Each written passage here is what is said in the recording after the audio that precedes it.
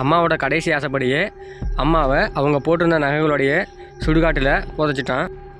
ஜமீலாவோட இறுதி சடங்குக்கு அவங்க சொந்தக்காரங்க உறவினங்க அப்படின்னு நிறைய பேர் வந்து போயிட்டு இருந்தாங்க.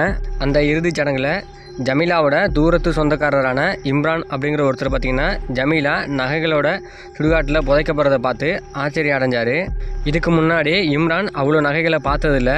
அதனால் இம்ரானுக்கு அந்த நகைகள் மீது ஆசை வந்துட்டு, அதனால் இந்த நகைகளை எப்படியாச்சும் ஜமீலா உடம்புலேருந்து எடுத்துடணும் அப்படின்னு ஒரு நல்ல சந்தர்ப்பத்திற்காக காத்துக்கிட்டு இருந்தார்.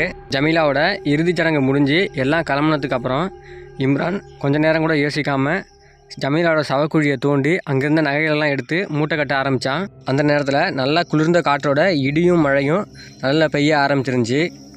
இன்னையிலேருந்து நம்மளோட பிரச்சனையெல்லாம் தீர்ந்துடும் அப்படின்னு மனசுக்குள்ளே நினச்சிக்கிட்டான். ஆனால் இம்ரானுக்கு தெரியல இன்னையிலேருந்து அவனுக்கு பிரச்சனை ஆரம்பிக்க போகுது அப்படிங்கிறது. இம்ரான் சவக்குழியிலேருந்து மூட்டை